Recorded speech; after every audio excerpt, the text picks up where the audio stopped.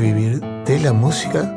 El ciclo de cine organizado por la Secretaría Nacional de Cultura y el World Trade Center de Asunción se inicia hoy con la proyección de la película Mangoré, por amor al arte, dirigida por Luis Vera. La función estará seguida por una charla con el director y miembros del equipo de producción. Será a las 19 horas en el World Trade Center con acceso libre y gratuito.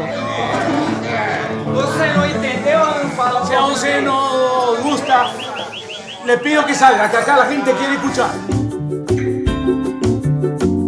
A un año de su fallecimiento, hoy se realiza una muestra en homenaje a Frank Otto, artista plástico nacido en Alemania, que luego de viajar por varios países como técnico de la Agencia Alemana de Cooperación, decidió radicarse en Paraguay, donde desarrolló su arte.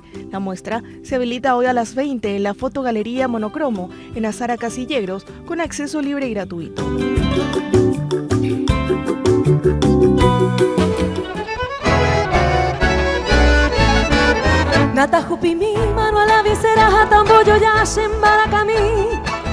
La Orquesta de Cámara y el Conjunto Folclórico de la Orquesta Sinfónica Nacional se presentan hoy en un evento a beneficio de la organización Alegra, dedicada a brindar espacios de formación a niños a través de talleres musicales y artes plásticas. Los niños beneficiados también estarán en el evento pintando en vivo con las técnicas aprendidas. Será hoy a las 21 horas en Casacor, Paraguay, en Mariscal López, esquina Brasilia, con entradas a 75.000 guaraníes. Daja Ivantero, ya la base van oro y cote